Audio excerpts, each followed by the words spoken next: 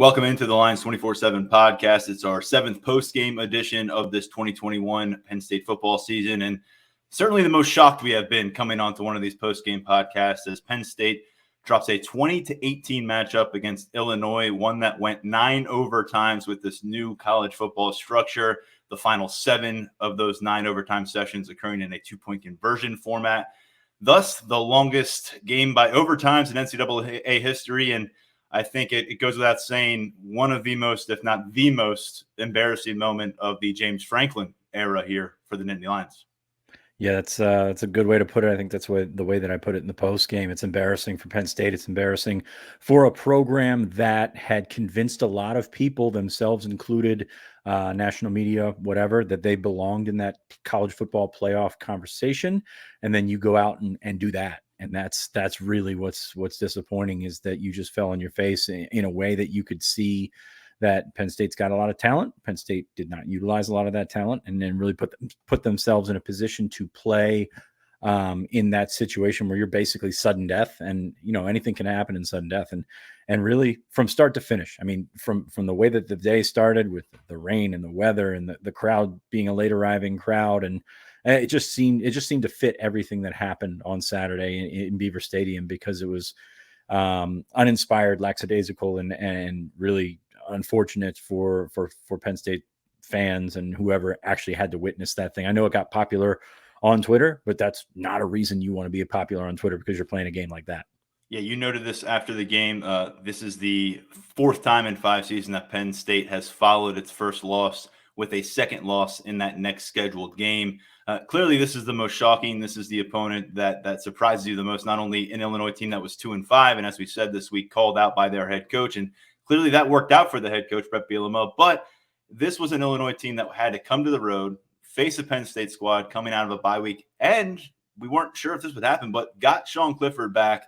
What kind of Sean Clifford they got back, we'll talk about that in a moment. But you looked at how everything laid out at the start of this matchup, where this Illinois team was coming from, a shutout loss to Wisconsin, what Penn State was looking at coming off of bye week, just like Illinois, but getting Sean Clifford in the starting lineup, that sent a strong message that they could be ready to roll offensively again.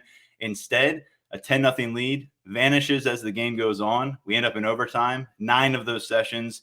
And Sean, in 7 quarters of football for Penn State, it's remarkable. They've gone from a program that early in that second quarter at Iowa City, you looked and you said, this might be the favorite in the Big Ten Conference, with a huge tip of the cap to Ohio State, of course. This might be the team.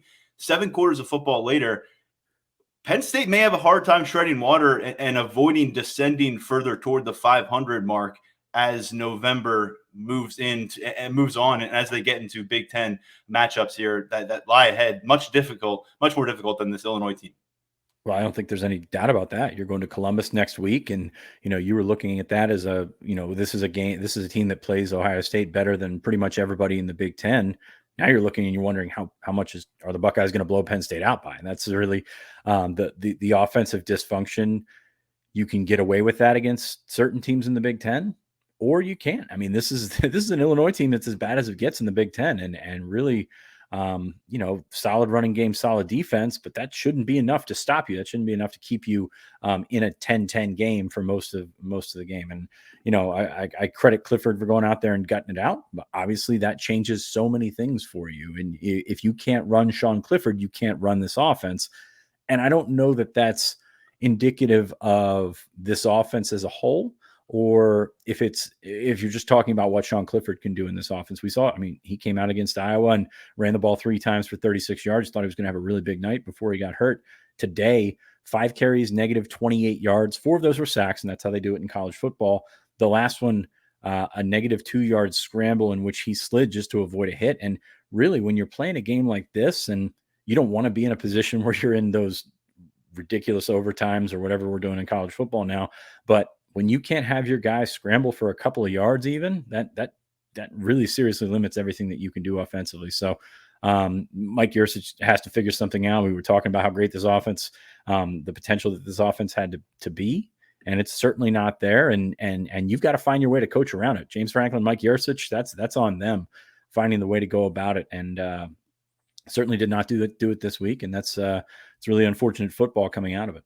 This is the 3rd time that I recall in recent years where Penn State faced a week where they had uncertainty at the starting quarterback position because of a medical issue. This was coming out of a bye week, so kind of added to that. But a few years back, it was Trace McSorley on the road at Michigan. I referenced that during the show leading up to this matchup. It turned into a terrible situation for McSorley and the offense.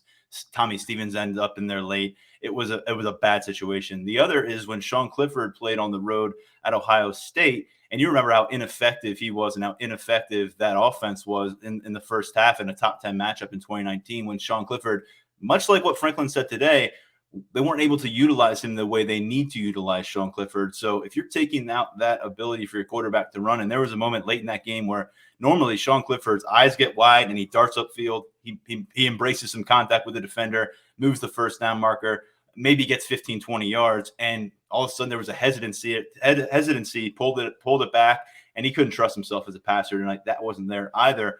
But man, this is again kind of 3 for 3 where these weeks have played out where Penn State, ends up rolling with the guy who's their starter, and it isn't a pretty situation. Your backup ends up in the contest. And ultimately, not this time, the previous two, you had Will Levis enter the contest, and you had Tommy Stevens enter the contest. This time, you maybe wish you had a backup that you liked and you trusted. And this goes back to the conversation that's been had time and time again.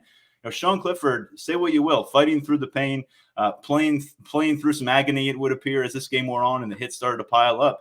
Sure would have been great for Penn State staff to feel comfortable in turning to a second quarterback. And I mean, we said that after the Iowa game and that debacle. And today and during the course of these 2 weeks, you had 2 weeks to monitor your quarterback room, to watch Sean Clifford day by day, practice by practice, period by period, gauging whether he was capable of delivering you to a victory on the against an Illinois team that you'd think was overwhelmed by the supporting cast offensively. And over the course of this one, it became clear that Clifford wasn't going to be able to carry the offense to that kind of a performance. And they didn't really have a lot of solutions. And we'll talk about that in a moment. Just didn't see the kind of ingenuity that maybe that was required a little bit here of Mike Yurcich in terms of getting guys involved in different ways. Saw some of it, but just not enough. And if you're kind of going to lean on Sean Clifford being Sean Clifford, even against Illinois today, it wasn't enough. We talked all week about getting Taquan Roberson snaps, maybe even getting Christian Veillere snaps, so we could find a little bit more about Taquan Roberson. I would argue we found out quite a bit about Taquan Roberson today with him not getting any snaps. And Clifford, you're probably not going to yank him, but he took some shots. They obviously coached around him trying not to take those shots, but some of that's inevitable. It's football, and that's the way that Clifford closed his segment today. He talked about that late hit and said that's kind of how it goes in football. You got to sort of just go with it. And yeah, I think you found out a lot about what you don't have behind him. So kudos to him for coming out, gritting it out, talking to us afterward, said he was not affected by it, kind of threw himself under the bus in terms of what this offense could and couldn't do on Saturday. But, it's pretty obvious. We laid those numbers out.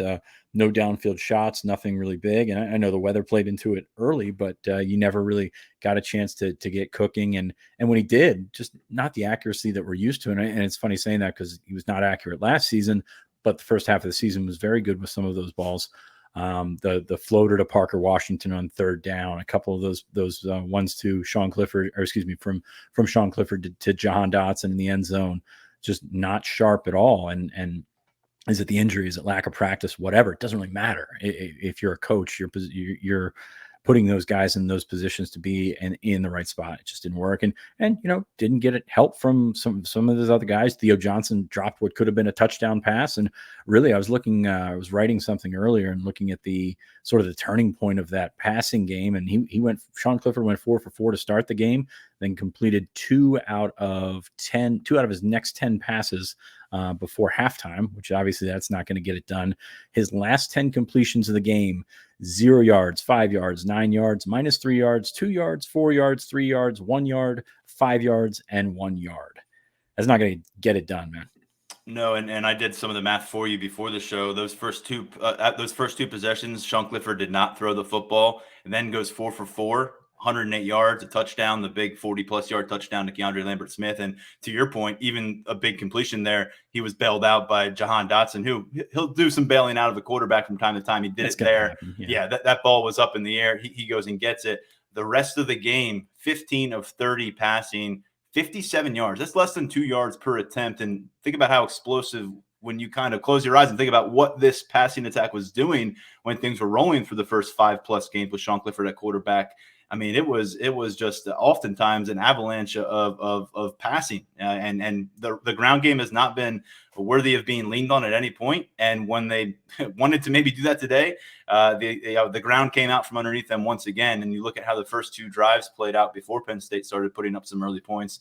That first drive, you'll lose a combined 2 yards on 2 carries for Kevon Lee, and then Sean Clifford's get sacked. He started taking some hits early in this game. And then the next possession, another situation where you get buried and you get pinned behind early in an Alf's schedule, and you're not able to advance on a short yardage run. I think it was a 3rd and 2 for Kevon Lee. Can't move the chains. You got to punt. So that's 0-0 at that point, but it was some early warning signs about the inability to get the ground game going, specifically when you have 2-3 yards to gain. And they only had 3 yards to gain in 7 of those overtime sessions. Only once did they reach the end zone. And Sean, I think that's what you got to circle back to here. You had the missed opportunity by Theo Johnson at the tight end position. Two weeks ago, it was Brenton Strange with some key misses there. I think the blocking continues to really underwhelm at the tight end spot. At running back right now, whether it's Noah Kane, who averaged under 4 yards per carry today, could not punch it inside in some of those overtime periods. He did get in there once. Kevon Lee, 7 carries, 24 yards. He kind of had another disappearing act. I think some of that was injury related. I don't know where he is right now medically. And John Lovett, 5 carries, 21 yards. I'm sorry, but the way we talked about this tight end room and the running back room to all of our listeners for the preseason and even through September would lead you to believe that even an ineffective Sean Clifford as a runner, you could still carry yourself to a win against Illinois on homecoming day. And yet it was so far away from even accomplishing that. And it just never seemed like they were going to get that rolling in any kind of authoritative fashion. And when you're the 7th team in the country and you can't show anything with authority against this Illinois squad, it's a major red flag. Well, they came out and it looked like with a certain amount of hubris, and came out and ran the ball, 6 times in 7 plays to start the game. Just didn't really get anywhere, get a couple of punts. And then you basically put yourself in a position where you had to go back to the passing game. And that's exactly what this entire season has been, whether it's in a microscope against Illinois or just the total landscape of the season. You're a passing team. That running game has flat out evaporated. Outside of a couple of runs, a nice run by Lovett. Lovett had an 18-yard run on his first touch, finished the game with 21 yards. I mean, you're just not getting it done up front. I know I've been very kind to the offensive line, mostly because of their pass blocking and things like that, but really just not getting it done with that offensive line and those tight ends. So, I mean, you could sit here and talk about the preseason accolades and all that stuff, but if you can't get the basic stuff that you build your program around, if you can't get that done, I mean, what does it matter? And that's really kind of where we find ourselves, just shocked after 7 games after watching that game. And if you're a Penn State fan, you're upset right now, and you have a right to be, because that was a really just frustrating from everything that went. I mean, that back and forth with all the penalties was basically that this whole day just wrapped up into one drive. I mean, that's kind of the frustration that sort of boiled over. And it's been really, really incredible to think about where Penn State was a couple of weeks ago, where they're coming out now. It just seems like a completely different team, and the injuries are there and the excuses are there, but it seems far greater than that. Parker Washington, Sean, was limited to 17 yards on 4 catches. Illinois did a really good job containing him when he got the ball in his hands. There were a couple of misses in his direction as well, a key one in particular. Jahan Dotson, 6 catches, 69 yards. I mentioned 35 of those, I believe, came on kind of a jump ball situation where he took control and came down with that pass, setting up a touchdown throw on the next play. But that's on 14 we can recognize that was pretty awesome. Yeah, it was a great play. And Jahan almost had a play where he has not dropped the pass, I think, this season coming into this week. I may be mistaken on that, but almost had a drop, bobbled it, retained it. And you saw the flashes from Dotson, which leads me to this: 14 targets through the air. This was another game now where there were a bunch of targets through the air, and there were a lot of misfires in Jahan Dotson's direction, where he wasn't able to really have an opportunity to come down with that ball. And you give him an opportunity, you like your chances. Are you surprised that he was not involved, like the game at Iowa, in other ways offensively, coming out of the backfield, engaged as a runner? I'm just surprised that we haven't seen this team try to get the ball in Jahan Dotson's hands in some way that doesn't rely upon a sharp throw from your quarterback. I'll agree with that, and it's not. I think you can kind of throw the overtimes out, the 2-point conversion overtime out, because if you're a player that needs to get the ball in space and make things happen, you're probably not going to get that. I mean, they tried to throw the fade to him in the first overtime, or I believe it was the first overtime, but he's not your big red zone threat, and that's understandable. But the rest of the game, I mean, you saw what Illinois was trying to do, getting some jet sweeps, getting some guys moving and getting around there. And yeah, I'm surprised it was 14 targets. It didn't seem like that many, especially because he only came down with 6 of them. But it was tough. Just 5 yards after the catch for Dotson. That's not really his game either. So yeah, I'm surprised they didn't try to work him in a little bit more. We talked before about him as a passer. That we kind of make these jokes about this guy being a threat in multiple ways, but you could have used that today. You used Tyler Warren in that way today. So with your quarterback ailing, obviously, and trying to make some things happen regardless. I mean, you get the ball in your hand to your best player, and you look at this offense from top to bottom, and you just say, who played well today, or who played all right today? And Dotson's your best answer with 6 catches for 69 yards and 36 of that on one tremendous play. That's not going to get it done. And it's something I was also saying during the week, and kind of tongue in cheek, but also increasingly serious as this game went on, was, did Tyler Warren take enough snaps in the Wildcat quarterback situation? We saw him on a 4th and 1 in overtime before it went to that new overtime setup. He moved the chains, 2-yard run up the middle, nice second effort after some initial contact. I'm not saying he's Mike Allstott. You know how I feel about Mike Allstott, but in a game like this, I was joking, hey, if it takes a Will Levis versus Rutgers 2020 kind of deal at the end to get away with the win, you do it to get away with the win. Any surprise there that Tyler Warren, it was one and done, and you had a lot of goal line opportunities there with the overtime sessions. And again, that was the only carry for Warren on that 4th down conversion. Not particularly, because Penn State only had, I'm looking at the 3rd down numbers now. By the way, 3rd down numbers terrible. 4 of 17, 23.5%. Average distance to go on 3rd down, 7.6 yards. That's terrible. That's getting yourself. What was interesting to me is 1st down was basically all or nothing. Penn State had 5 of their chunk plays, 5 of their 6 chunk plays on 1st down. So that's good when you can get a 1st down on 1st down, but the rest of that is just not working for you. You had you were 2 of 5 on 3rd and short. So it's not a position where you're going to find Tyler Warren in the ball game, too often. So I don't have a criticism of that. That's I watched that the Philly or whatever in overtime. That's a ball that should have been completed. I'm not sure who to put the blame on. Warren, of course, was forced to throw it pretty early. Clifford, you're asking him to do a lot to turn and catch that ball. But that essentially ends the game right there, knowing what we know about the rest of it. So I'm not going to criticize the use of Tyler Warren, but I think there is a greater point there that you probably should have taken the ball out of Clifford's hands at some point, just because he was not efficient, he was not effective, and that's really what you've leaned on him for the entire season to be, and it hasn't worked. The running game, is what it is, but it's pretty pathetic, to be honest with you. But it's a tough situation where I think you could have leaned and try to figure out a way to get the ball in other people's hands to sort of make it to make it work. I found it really interesting that after 4 quarters of a game in which you were clearly trying to protect Sean Clifford in ways in which you're not normally trying to protect Sean Clifford, which is impacting the way you can attack teams offensively. There's no way around it. James Franklin referenced that after the game, that you would then, while the play design worked, that you would then trust him to get out in the open field, make an athletic move, receive the football, then get to the end zone in an overtime setting. That's asking a lot. And again, I think if you're willing to ask Sean Clifford to do that, maybe you can explore some other things with a guy like Jahan Dotson or a guy like Tyler Warren in that backfield as well. I know that we love the imagination, but man, it just felt like time and time again. I mean, I go through this and you take away those charting these possessions, Sean, and you take away all those false start penalties that they dealt with at Iowa. This was like eerily similar of what happened after the second quarter touchdown or second quarter field goal at Iowa and the second quarter field goal today. Just complete obliteration of offensive plans. 18 total possessions for Penn State, I counted, from quarters 2 through 4 in each of the past 2 losses. I'm not counting the overtime possessions here.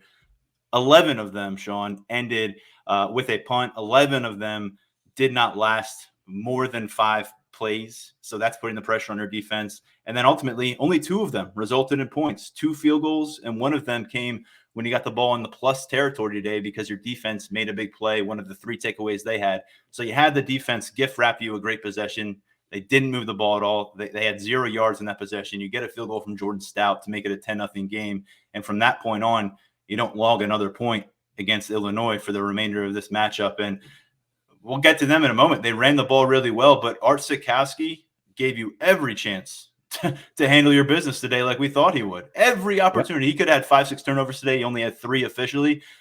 I mean, you had everything in your hand, 38 passing yards. And at one point, I noted this on Twitter, it was deep in the fourth quarter. I want to say 5 minutes to go in the fourth quarter. Penn State had more sack yardage on defense than Illinois had throwing the ball through the air at that stage of the game. And yet it was a tie contest in Beaver Stadium going into overtime ultimately. It's as one-dimensional as you can be. And as we said, this is not a team that was built to come from behind, this Illinois team. And Penn State put them in a pretty good spot to stay around, to just hang around, and stay in the game. And it's really disappointing when you have your chance against a fairly, we can call them an inferior opponent, when you have your chance to do that.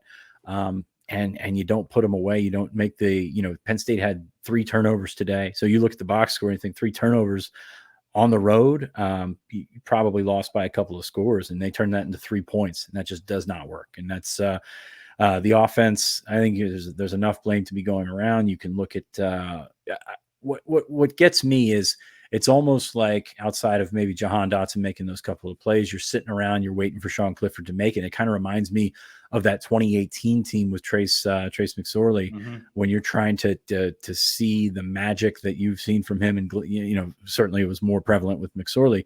And then, he gets banged up and plays the second half of the season, doesn't make the plays that he's used to. And when he doesn't have that magic, then everybody else just kind of goes away. And that's really, it's troubling to see that in this current team, because you've had guys that, you think that some of these running backs can make plays. You think some of these tight ends can make plays. We talked about the Johnson drop before and how huge that was. Defensively, we'll talk about some missed opportunities, but guys had opportunities to make plays and it just did not work. And then you kind of waited for Sean Clifford to take you there, and the condition that he's in did not allow it. And it's tough to watch. It was ugly to watch. It was frustrating to watch. It was exhausting to watch, to be honest with you. And it's a bourbon game now. So it's just really a bad all around day for that offense. And it really starts up front. That offensive line not getting the progress that they need. You think with a team like Illinois that comes in with a 2-5 record, you can come out and kind of assert your will and go with that. And they found out pretty quickly that Illinois is going to be pretty darn physical with them. And that's both sides of the ball. Illinois won the battle up front on both sides. For that, Illinois ran 88 plays, and Penn State kind of just tried to keep chugging along. And it didn't work, and kind of just waited around for something to happen. And Illinois would make the plays, Penn State would not. And that's kind of the story of the entire game. And you're when you play a game like that, you're fortunate that you have a chance to win at the end, but you're going to put yourself in more positions where you gotta make the plays, and it just was not happening. That was the remarkable part about this, is even as the yardage totals were getting skewed so much toward Illinois, and even as the time of possession was being dominated by the Illini, you still kind of said, okay, well, Sean Clifford's the quarterback this time. They're not turning the ball over. They're going to find a way to get a win. It's going to be one that we have to go on the podcast afterward and really kind of, it's going to feel like we're talking about a loss. Project. Yeah. It's going to feel like we're talking about a loss. Podcast. But that's never did I think. I mean, and there was opportunities there in overtime where I said, well, Penn State's good thing they're playing Illinois is the thing I said a lot out loud during this game, to be honest with you, and to my baby who could not care less. But I kept saying, man, good thing they're playing Illinois. Good thing they're playing Art Sikowski. And yet, time and time again, it was not good enough. And I think that's the shocking part, is because we can talk about Clifford, we can talk about the supporting cast, we can talk about the offensive line, which, by the way, we saw a shuffling there. Juice Scruggs going over to center, Mike Miranda right guard. Certainly something that's concerning to see right now, Game 7 of your schedule, and still sorting through that process. But all that, you got to go back to James Franklin, and we haven't really probably mentioned his name early enough on this podcast because you had a bye week. You already talked about the inability for this Penn State squad under James Franklin to recover from this first loss of the season. And that was a devastating first loss of the season, one that they clearly felt deserved some kind of asterisk because they didn't have their quarterback, and they were confident that they could bounce back and maybe see Iowa again in Indianapolis down the road. So to come out here and turn around this performance, it's one thing to do it in 2018, coming off the bye against that Michigan State squad. To do it against this Illinois team, you got to give credit because Bielema somehow got these guys playing on fire. But there was so many wake-up calls in the first and second and third and fourth quarter and 1 through 9 overtimes, and Penn State just didn't answer that alarm. And I thought that was probably the most surprising part of this. They just never answered the alarm and came up with the answer that you'd expect, whether or not they're the 7th team in the country, a team that we think is a premier program in the Big Ten this year. Got to answer that bell. It didn't happen, and it makes you kind of reconsider where this Penn State football program is in the scope of 2021 versus where we thought they might be in the early stages of October. Well, you look at how Illinois attacked Penn State on both sides of the ball, lining up 12 offensive linemen or whatever they did, just a bunch of tanks running across there. That to me says they looked at Penn State and said, we don't think you're as tough as you think you are, or people think you are on both sides of the ball. Ran right at them, came right at them on defense. And, you got Sean Clifford, and you can probably call him for cliche's sake, a sitting duck for a guy that's not going to be able to run. So just go right at him, go right after him. Actually, it was my game plan for Illinois. When we did our pregame podcast on Thursday, was just to go send everything you can at them, get them scrambling, get them running backwards and retreating. And that was kind of how Penn State looked. Penn State looked like it was raining in the first quarter, and they were playing not to lose their footing. They were playing to not be put on skates. And that's how you get put on skates. That's how you get knocked all over the field. So both sides of the ball up front, probably more critical about the offensive line. I think Phil Troutwine you've got some exploring to do there. It's a situation where, I'm a big Troutwine guy, has not lived up to expectations. It's been very poor. The tight end blocking, of course, factors into that as well. So you got Ty Howell under the microscope as well. Those two guys, you got to really look at yourself and see what's up. And James Franklin said that, I believe it was James Franklin or Sean Clifford. I don't know. It all runs together from the post game for me. Said they got to look at themselves in the mirror and figure that out. Well, that's great. You can say that all you want. But unless you make some changes, unless you make some alterations to how you're going to attack this, you've got some thinking to do there. You mentioned Scruggs moved to center. Mike Miranda got bodied this week. It's not going to be one where he looks in the film room and he's pretty happy, especially with his performance at center. So do you see a permanent change happening there? It's really hard to say. But that interior offensive lineman got bullied, and you look at the run game, 2.1 yards per carry. Kind of feels like we're saying that every week, and that's sack yardage is in there. So it's kind of a little bit unfair to those running backs who weren't as bad as we've seen them this year. Probably the best game Noah Cain's played, and that's being very generous in terms of the praise that we're throwing around. 11 carries, 43 yards, still going down too easy. It looks like his center of gravity does not look, just in balance. He's going down and falling forward to his credit, but probably could get a little bit more out of those runs. So, up front, it's terrible. There's no real way of getting around it. They got bullied, they got bodied, and by a 2-5 football team, and now a 3-5 football team. It's been very few and far between where you say, wow, that running back, took over that series for Penn State.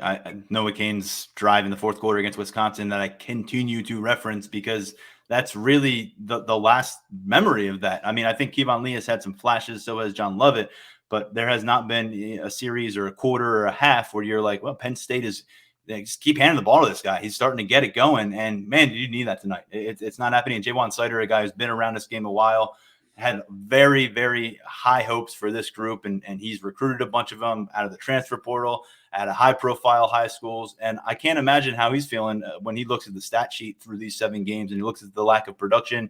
He looks at some of the issues that they've had in the run game at large, and that goes with the guys getting the ball. That goes with the players that are charged with making space for them. But it was such a colossal failure today against Illinois that – yeah, look in the mirror, but it felt like you just had that opportunity for 2 weeks to look in the mirror after the loss to Iowa.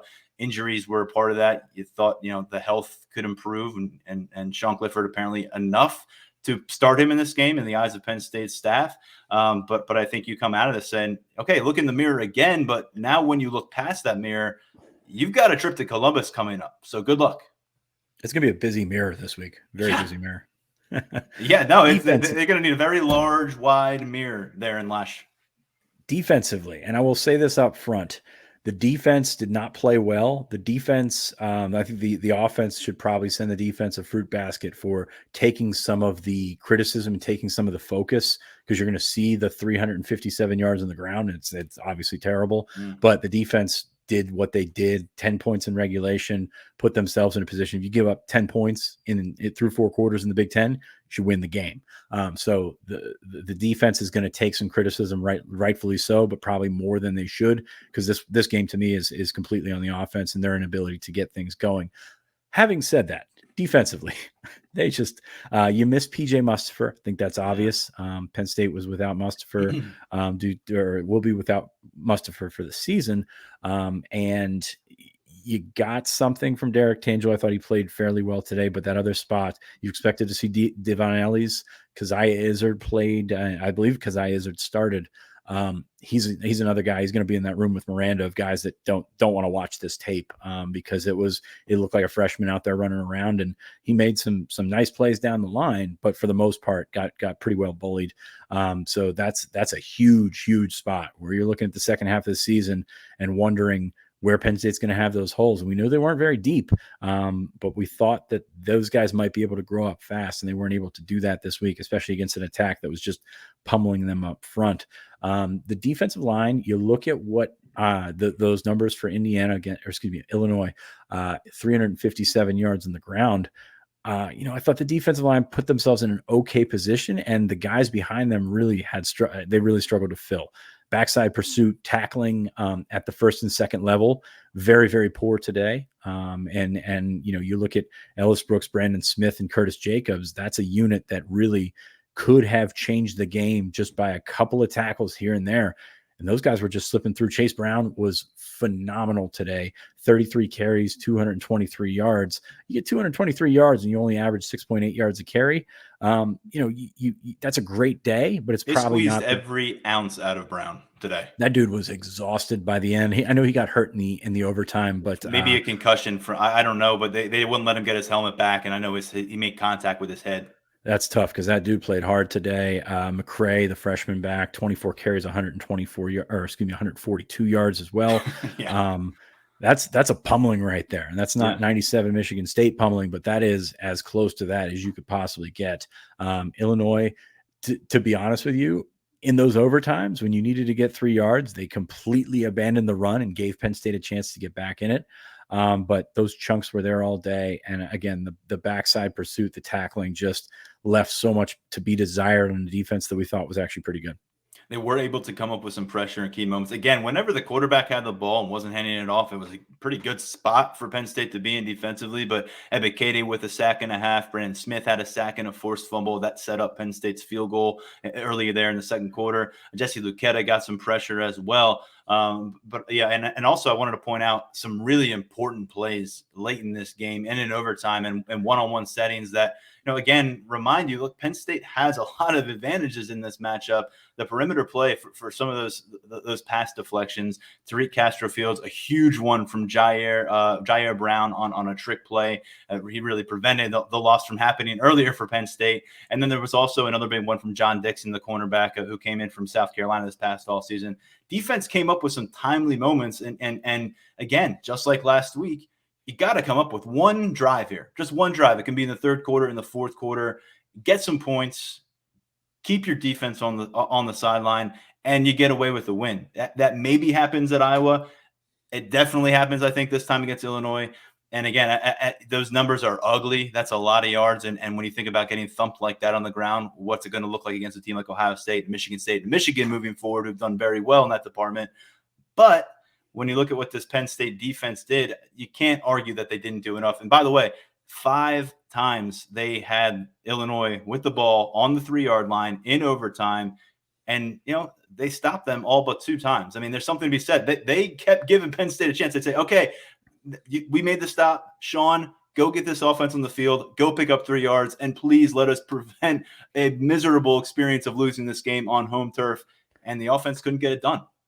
Yeah, you look at the last 2 weeks, you've blown 2 10-point leads, and really not on the defense. I mean, you can, they're the ones that give up the points. Let's be, state the obvious here, but you're putting yourself in a position where you can't extend that lead. You can't really do anything offensively.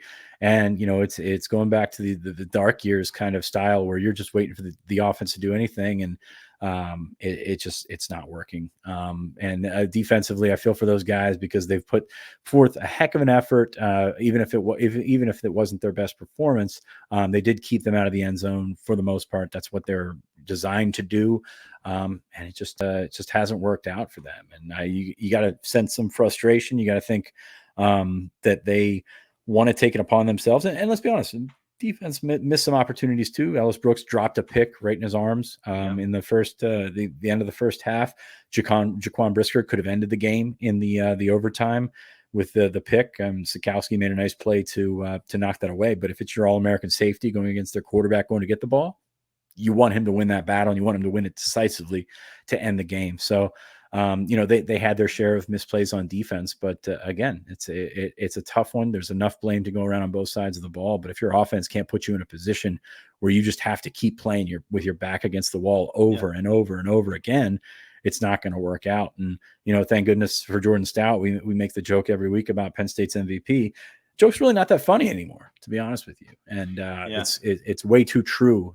It's hit home far too many times for that to be the funny joke anymore.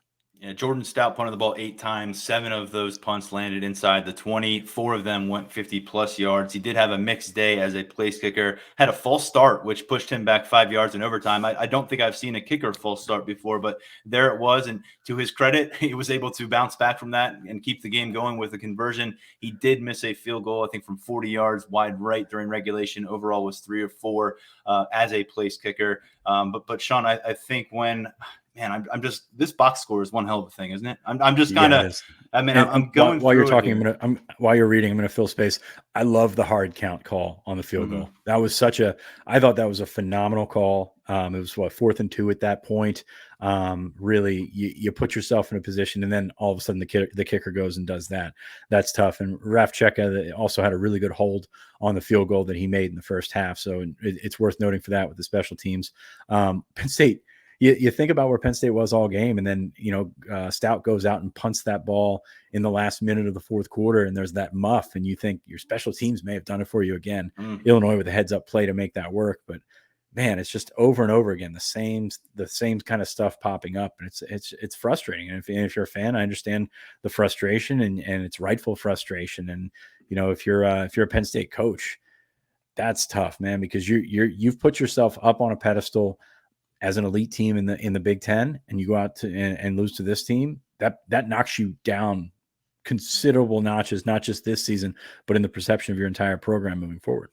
It would really take going on the road, beating Ohio State in Columbus to say, okay, let's erase that completely from our mouth. And right now I'm not ready to make that leap and predicting that's going to happen by any stretch of the imagination. And we'll talk about, before you get into that, it's like that Iowa Purdue game last week.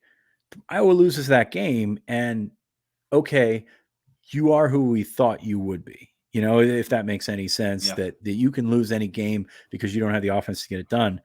Penn State does not have the reputation where they lose this game. You say what you want about Franklin, you say what you want about the job that he's done. Their losses typically come to Ohio State, Michigan State's in there. Iowa's been the last couple of years, but not the bottom guys. I mean, the 2020 is kind of out the window. Of course, Maryland you could throw in there, but you look at what Penn State has done in their losses, and it's been not been able to finish in those big games. They don't lose too many of these.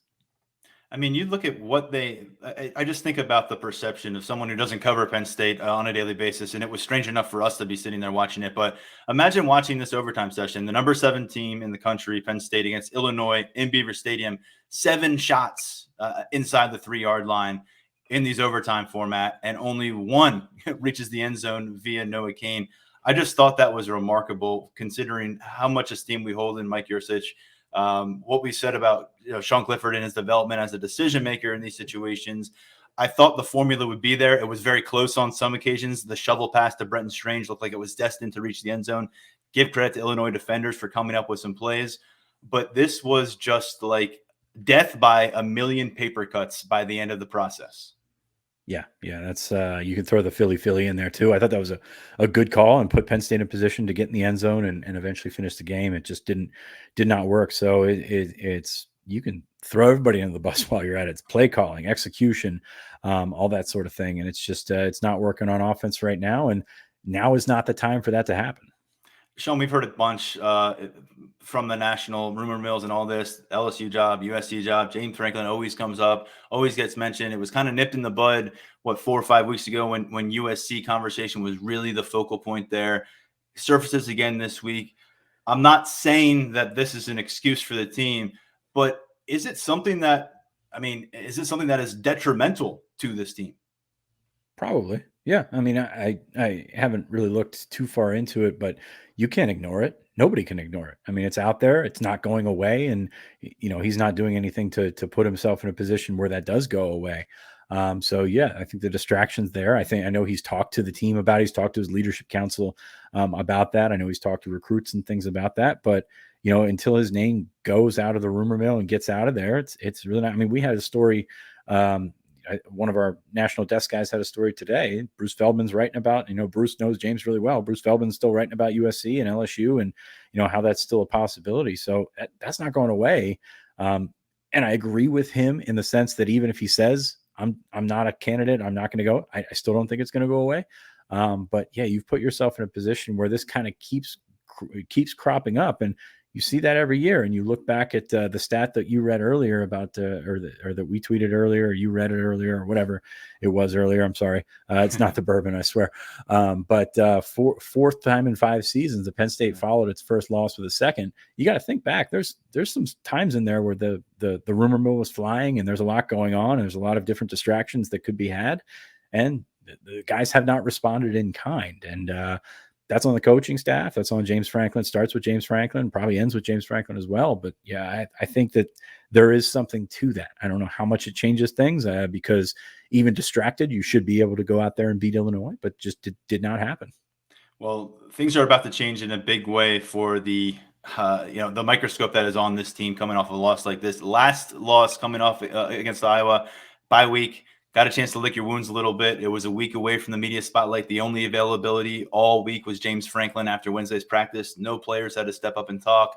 Had a chance to recharge the batteries. This time around, we're 6 days away from seeing this team play Ohio State, which is rolling now. And there are going to be a lot of hard questions coming toward the players, to the coach. And this is, you can certainly say, the most adversity this program has faced since falling to 0-5 last year. And we thought that was behind us. 9-0 after 0-5 was my slogan. All of a sudden, here we are, 5-2, and it's trending in the wrong direction. We got a lot to talk about this upcoming week on the podcast, Sean, but anything else to add here? I know we've thrown a lot of numbers, a lot of negative things. That's just the kind of podcast this had to be. There's a stat on the board, and I haven't really looked into it to make sure it's good, but it sounds pretty accurate. Franklin 3-4 after the bye. That's tough. I mean, when you think about how much this team was battered after Iowa, and you think about it every year in terms of, we say the bye week came at a great time. Yeah, that's a tough stat to throw out there, and it is all about preparation. It's all about how the staff has handled their business in the off week. Maybe there's some changes of courses of actions that are needed, and you'll have to look into that for next year because you don't have another chance this year. But the way that they've been able to either bounce back for losses or try to turn the switch back on after a bye week has been subpar and fairly unacceptable. Sean, I found something up my sleeve to turn this podcast around at the last moment. Penn State did pick up a commitment today. We easy to forget all those hours later, but it was one of those, we're getting used to these, one of these pregame hugs with James Franklin that ends up moments later getting tweeted as a commitment. You were all over this one. I think we should just mention here. Hopefully we'll get a chance to give Joey a little bit more spotlight next week. It's not really the platform right now in the post game. Yeah, Joey Schlaffer, Michael Menon's brother, a tight end from Exeter. Really good kind of a different kind of tight end than Matthias Barnwell, Mega Barnwell. More of a receiver, athlete type guy, 6'6", 205. So plenty of room to fill out on that one. But a guy that Penn State saw in person, they offered him right after they saw him in person, and seemed to like what he brings to the table. Some really talented tight ends in the region. Maybe not the top elite guys. But it's really a second tight end pickup, and it's a class that I could see them maybe taking another one, because Barnwell, you're not sure how he's going to grow, what position he's going to end up with. So you've got Schlaffer, you still have Neo Avery out there who they love. Nicholas Harbor, I probably don't even put in this category because he's such a freak athlete that you could look as an edge prospect, a tight end, possible receiver, something like that. He's just whatever he wants to be. You take him if you can take him. But Neo Avery's still out there. Andrew Rapoglia is still out there. So wouldn't be shocked to see them continue to recruit tight ends. But so far, a good start in the 2023 class. 4 commits so far. Schlaffer, the latest one, 2 of them being tight ends. And they continue to move forward on the 2022 front. Have removed Jordan Allen from the commit list. There was some scuttle this week that he was going to visit Ole Miss, then he wasn't. Then he ended up visiting Ole Miss, and Penn State's got a policy, and Penn State's back to 25 commits in the 2022 class. Don't blink around here. Things change in a hurry. Thanks, Sean. This is the Lions 24/7 podcast, and things have changed mightily for this Penn State football season. We'll come back with Game 8 next week, and we'll work our way toward Ohio State, talk a little bit more about this matchup, and try to add a guest along the way. It's the Lions 24/7 podcast. For Sean, I'm Tyler.